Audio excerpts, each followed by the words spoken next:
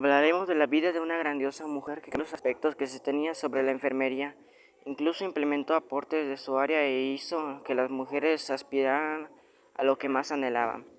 Más conocida como la lámpara, pero en sí, ¿quién es ella? ¿Cuáles fueron sus aportes? ¿Cuáles fueron sus inicios?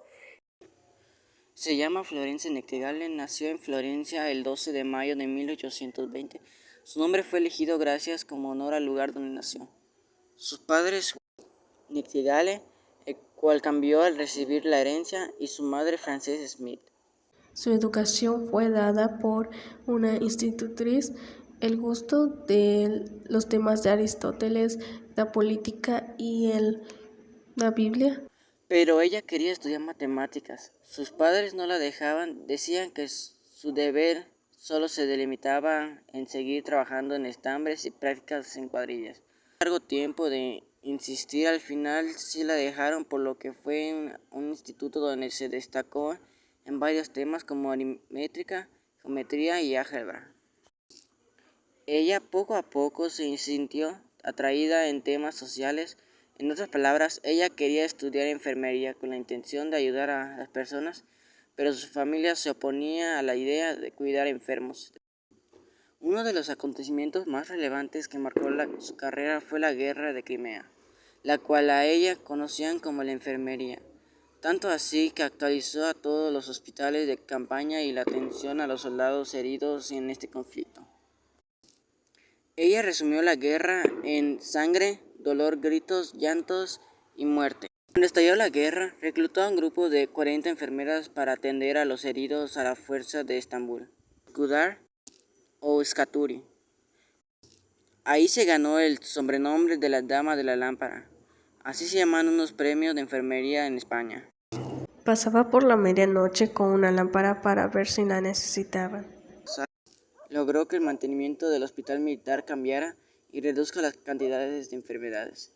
En 1860 abrió la Escuela de Entrenamiento y Hogar Nightingale para enfermeras en el hospital de... Falleció el 13 de agosto de 1910 en Londres, Inglaterra. Escribió más de 200 libros. Uno de esos libros, titulado Notas de Enfermería, consiste más en específico a la enseñanza de la enfermería y fue traducido a muchos idiomas. Su tasa de popularidad no fue tan alta que consideraron como uno de los principios de enfermería y que estaría en las instituciones, incluso en escuelas. En conclusión, el trabajo de un enfermero es de suma importancia, que no cualquiera puede serlo. Para esto debe haber responsabilidad, compromiso y amor, cosa que Florence tuvo ante sus pacientes con la intención de cuidarlo y mejorar su condición que se encontraban. Es fundamental saber si tienes el potencial de ayudar a los demás y no basarse en cómo podría esta carrera mejorar su economía. Más bien, entrega tu cuerpo y alma, ayudando a aquellos que no pueden ayudarse a sí mismos. No debe importar qué digan los demás acerca de tus decisiones. Tú debes seguir tu propio camino sin importar qué piense tu familia acerca de lo que quieres lograr. El trato que se debe dar a la gente en estos tiempos no era adecuado.